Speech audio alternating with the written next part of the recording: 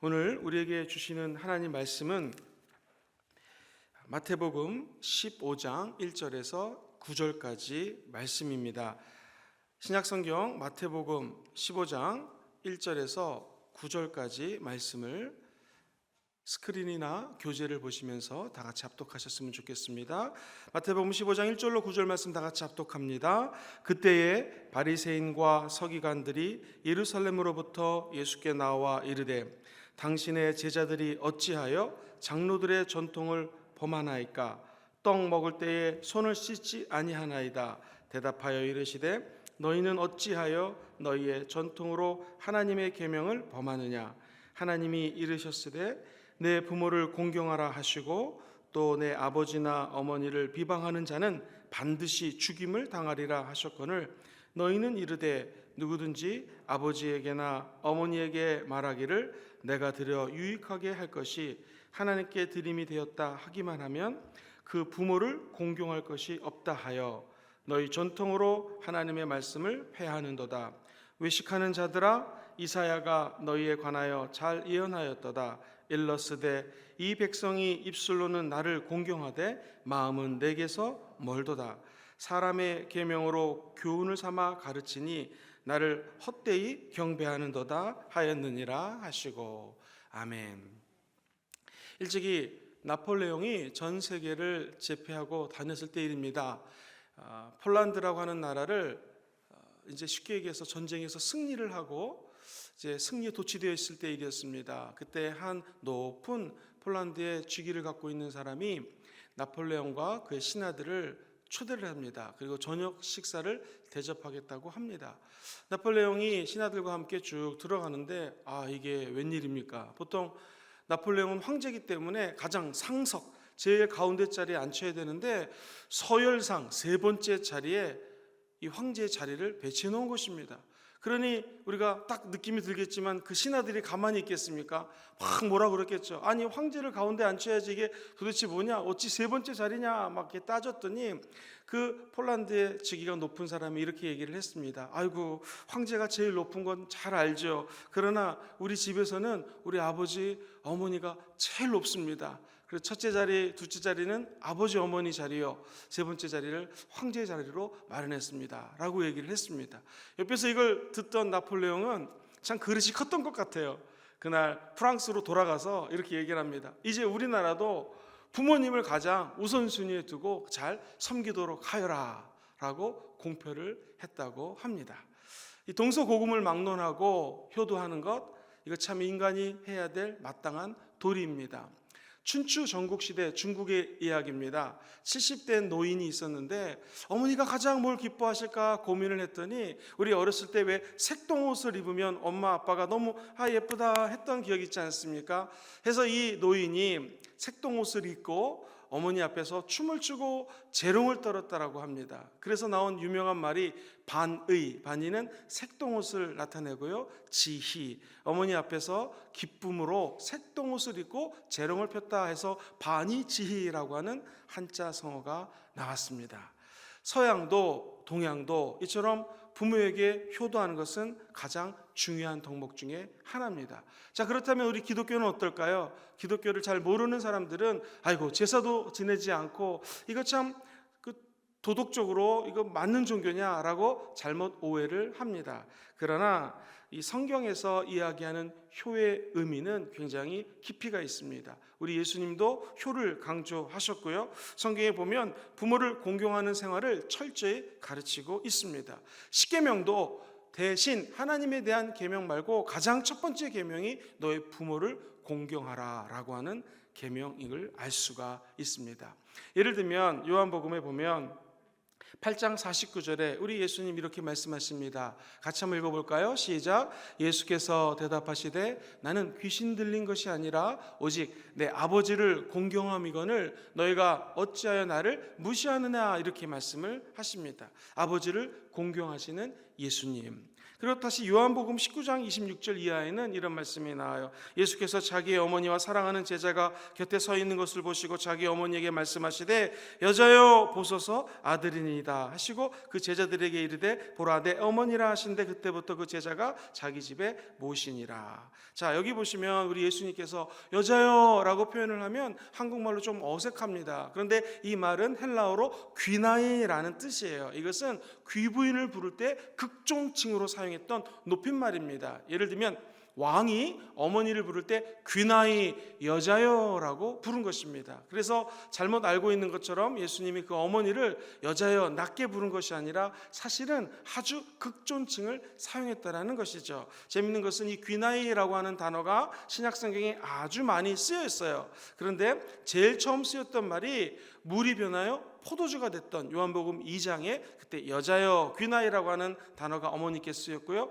또 예수님의 공생의 마지막 사역이 무엇입니까? 십자가에 돌아가시면서 여자여라고 어머니를 높이는 장면을 우리가 볼 수가 있습니다. 그리고 제자들에게 그 어머니를 잘 모실 것을 권면합니다. 그래서 이 요한이 중심으로 해서 예수님의 육신의 어머니 마리아를 잘 모시는 것을 성경을 통해서 볼 수가 있습니다. 성경은 효를 아주 강조합니다. 내 아버지와 어머니를 공경하라. 이것이 약속 있는 첫 계명이니 이로써 네가 이 땅에서 잘되고 장수하리라 라고 에베소서 6장 2절과 3절은 가르쳐주고 있습니다. 부모를 공경하는 것, 십계명을 인용한 말씀이 에베소에 적혀져 있는데요, 아주 중요하다고 말씀을 드립니다. 자, 그렇다면 성경에서 이야기하는 효는, 첫 번째 효도는 은혜를 깨닫는 것입니다. 한번 따라해 볼까요? 부모의 은혜를 깨닫자. 시작. 부모의 은혜를 깨닫자. 마음속으로 깨닫는 것이죠. 아, 부모님 때문에 내가 지금 살고 있구나라는 것을 깨닫는 것입니다. 동물의 왕국 같은 걸 보면은 새가요, 어미새가 자기 자녀들, 자기 새끼새에게 먹이를 갖다 주는 장면들을 보았을 것입니다. 마치 시편 말씀에 내 입을 넓게 열라 말씀처럼 새들이 엄마가 주는 모이를 먼저 먹으려고 막 난리를 칩니다. 그런데 이 동물과 우리 인간의 차이점은 무엇입니까? 동물은 아무리 어미가 먹이를 갖다 주고 잘 돌봐줬다 하더라도 동물은 그 은혜를 잃어버리고 맙니다. 잊어버립니다. 그러나 우리 인간은 어머니 아버지가 나에게 해주셨던 그 은혜를 기억하고 보답하고자 하는 마음이 있는 것이죠. 그래서 은혜는 부모님이 나에게 주신 그 사랑을 깨닫는 것, 이것이 효도의 가장 근본입니다. 가장 큰 시작이죠. 자녀는 늘 부모의 사랑을 먹고 자랍니다. 효도는 낳아주고 길러주신 우리 부모님, 그 은혜를 깨닫는 것에서 시작이 됩니다. 우리 인간의 창조 본능, 하나님이 동물과 인간을 만들 때 종식하라, 계속해서 종족을 번식하라라는 말씀을 주십니다. 그래서 인간하고 동물은 똑같이 종족을 번식할 마음이 있지만 차이점은 역시 우리 인간에게는 부모님의 은혜를 깨닫는다라는 것이죠. 두 번째로 효도는 감사할 줄 아는 것입니다. 한번 따라해 볼까요? 부모님께 감사하자. 시작. 부모님께 감사하자. 미국의 백만장자의 한 사람이 있었습니다. 크레머라고 하는 분이 있었는데요, 이분이 큰 기업체를 이끌다 보니 가만히 자녀들이 하는 것을 이렇게 지켜봤습니다. 이 아이들이 과연 이 기업체를 잘 이끌어갈 수 있을까? 그런데 하는 일이 돈을 펑펑 쓰고 밑에 사람들에게 함부로 하고 예의가 없었던 것입니다. 아버지가 고민을 했습니다. 고심고심하다가 결심을 합니다. 그래, 이렇게 한번 자녀들을 교육시키자 해가지고 아이들을 불렀습니다. 너희들 이제부터는 매일 3사람에게 감사 편지를 좀 적어라 그랬습니다.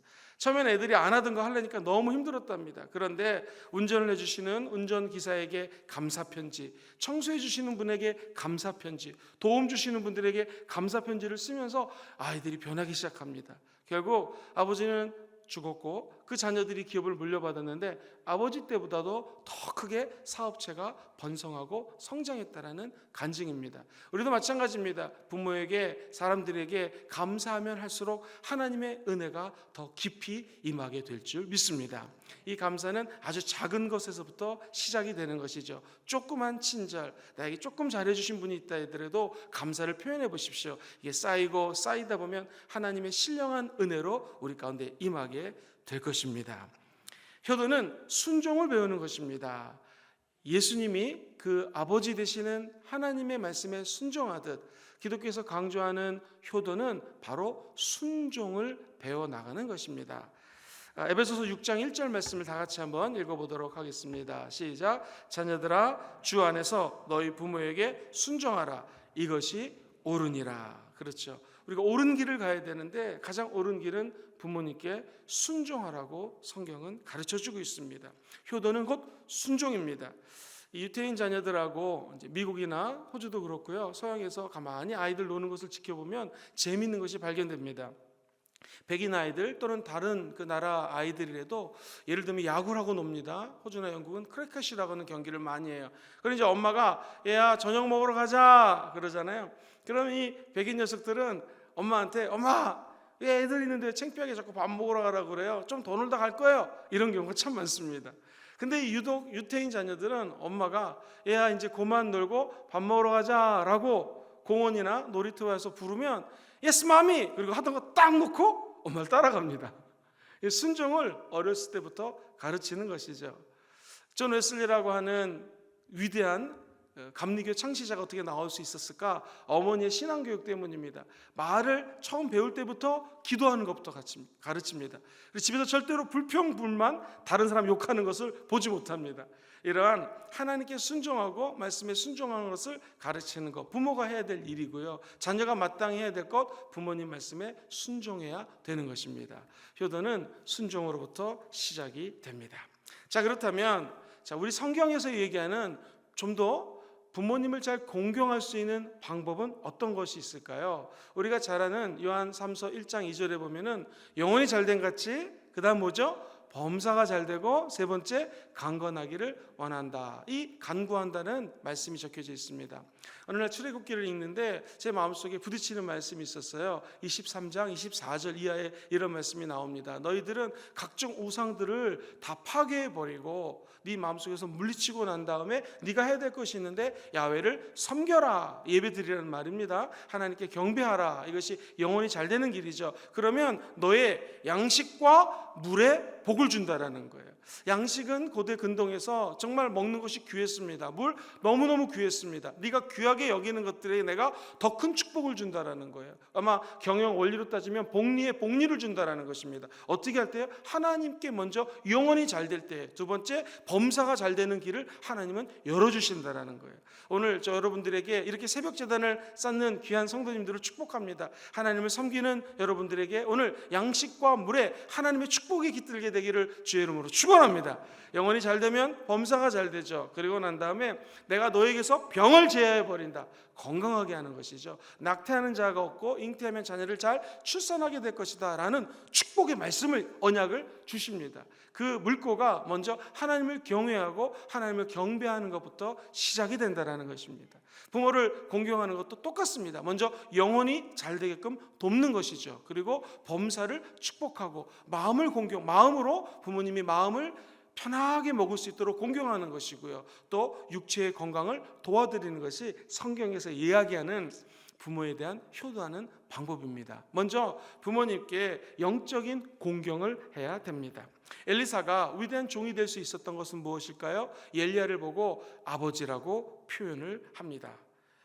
왕상 2장 12절 이하에 보면 아버지여 라고 부르짖는 장면을 볼 수가 있습니다. 그 영적인 아버지를 공경했던 엘리사. 그리고 성경에 보면 디모데도 바울을 가리켜서 아버지라고 표현을 하고 있습니다. 영적인 아버지, 육신의 아버지, 어머니에게 먼저 영적으로 축복을 돌려드리는 것, 그분이 영혼이 잘 될 수 있도록 돕는 것이 마땅히 자녀가 해야 되는 일이라는 것이죠. 우리가 5월달은 가정의 달을 맞이하여 정말 특별 새벽 기도, 또 다니엘 작전 기도, 기타 이 새벽 제단에 나올 수 있는 분들은 새벽에 계속 나와서 하나님께 부르짖어 기도하시게 되기를 주의 이름으로 축복합니다. 많은 기도 제목이 있겠죠. 사업을 위하여, 자녀들을 위하여. 그러나 이번 5월달은 우리 부모님들을 위해서 기도했으면 참 좋겠습니다. 아직 부모님 가운데 예수 믿지 않는 분이 있다면 꼭 예수 믿고 천국 함께 가게 도와주시옵소서 간절히 기도하시고, 혹시 우리 부모님들의 믿음이 조금 떨어졌다면 다시 성령 충만할 수 있도록 있도록 기도해 주시고, 그럴 일은 없지만 우리 예수님을 아직 모르고 심지어는 예수님 믿는 사람들을 싫어하고 저주하는 분이 있다면 그런 분들이 꼭 5월 한 달 우리가 부르짖어 기도할 때 각 가정에 기적이 임하게 될 줄 믿습니다. 왜냐하면 효도 중에 제일 큰 효도는 물질을 드리고 냉장고, 세탁기, 에어컨 사다 드린다고 해서 효도지만, 이거보다 더 중요한 효도는 무엇입니까? 우리 부모님들이 다 예수님 믿고 천국 가야 됩니다. 영혼이 잘 되셔야 되고 범사가 잘 되고 강건한 축복 받아 누리는 이 5월 한 달 되기를 주의 이름으로 축원합니다. 부모님은 우리에게 육체적인 생명을 주셨습니다. 얼마나 감사합니까? 우리 부모님이 저와 여기 계신 분들을 낳아주셨기 때문에 우리가 이렇게 예수님 믿고 신앙생활할 수 있는 것 아니겠습니까? 그 은혜에 감사하는 것이죠. 그래서 우리도 부모님을 위하여 기도해야 됩니다. 무엇보다도 구원받을 수 있도록, 천국 갈 수 있도록, 은혜 받을 수 있도록 끝까지 기도해서 다 부모님이 천국 가는 그 은혜가 우리 각 가정에 임하게 되기를 주의 이름으로 축원드립니다. 두 번째로, 우리 부모님들께 마음으로 공경을 해야 됩니다. 사실 부모님들을 가만히 살펴보면 이 잘 먹고 잘 입고 좋은 TV 큰 거 앞에서 보는 것보다도 부모님께 드리는 진정한 효도는 부모님이 마음이 편안한 것, 마음을 편하게 해드리는 것이 제일 큰 효도입니다. 내 부모를 즐겁게 하며 너를 낳아준 어미를 기쁘게 하라 라고 성경은 잠언 23절을 통하여 말씀하십니다. 같이 한번 읽어볼까요? 시작. 내 부모를 즐겁게 하며 너를 낳은 어미를 기쁘게 하라 라는 것입니다. 이 고대 근동에서는요, 부모를 공경하는 것이 가장 큰 의무였습니다. 그런데 탈무드라든가 각종 지혜서를 보면 부모를 공경하는 것도 지혜가 필요하다는 거예요. 그 어머님이 즐거워하는 것이 있어요. 저희 어머님이 한 4년 전에 천국 가셨는데 저희 어머님은 아들이 설교하는 것을 그렇게 좋아하셨습니다. 그래서 가끔 제가 순복음교회에서 설교하거나 외부 집회를 가시면 설교 와서 듣는 걸 너무 좋아하셨고 녹음한 걸 보내드리면 그렇게 기뻐했던 기억이 있습니다. 부모님이 좋아하는 것들을, 부모님의 마음을 기쁘게 해드리는 것이 무엇인가를 기도하면서 지혜를 따라 섬기고 나눠드려야 된다는 것입니다. 오늘 혹시 젊은 분들이 이 말씀을 듣고 있다면 우리 어머니 아버지가 기뻐하는 것이 무엇일까 늘 곰곰이 생각하셔서 그것을 해드리는 것, 마음을 편하게 해드리는 것, 이것이 진정한 효도인 줄 믿습니다. 세 번째로, 육신도 공경을 해드려야 됩니다. 부모님의 육신을 편안히 잘 모시려면 최소한의 이 재정을 지출할 필요가 있지요. 네 보물이 있는 곳에 너의 마음이 있다라고 하는 것처럼 자녀들이 다 요즘 어렵지만 가능하다면 일정 금액이라도 한 달에 10,000원이건 50,000원이건 100,000원이건 300,000원이건 형편에 맞게끔 부모님을 섬기는 것은 참 좋습니다. 뿐만 아니라 우리 육체를 낳아준 우리 부모님도 부모님이시지만 우리를 정말 아들처럼 딸처럼 돌봐주신 분이 있으실 것입니다. 우리에게 기도해 주시는 영적인 어머니, 아버지도 있을 것입니다. 가능하다면 그분들에게도 감사의 표시를 하는 것이 진정한 예수 믿는 자녀들의 도리인 줄 믿습니다. 자, 그렇다면 목사님, 부모님께 효도하는 거 잘 알겠는데 부모님께 효도하면 도대체 나에게 오는 유익이 무엇입니까? 라고 물으실 수가 있을 것 같아요. 그래서 세 번째는 부모님께 효도하면 우리에게 돌아오는 유익이 무엇인지 세 가지를 말씀드리기 원합니다. 첫 번째로, 장수의 복을 누립니다. 성경에 보면은 출애굽기 20장 12절 말씀에 이런 말씀이 적혀져 있어요. 같이 읽어보겠습니다. 시작. 내 부모를 공경하라. 그리하면 내 하나님 야훼가 내게 준 땅에서 내 생명을 길게 할 것이라는 말씀입니다.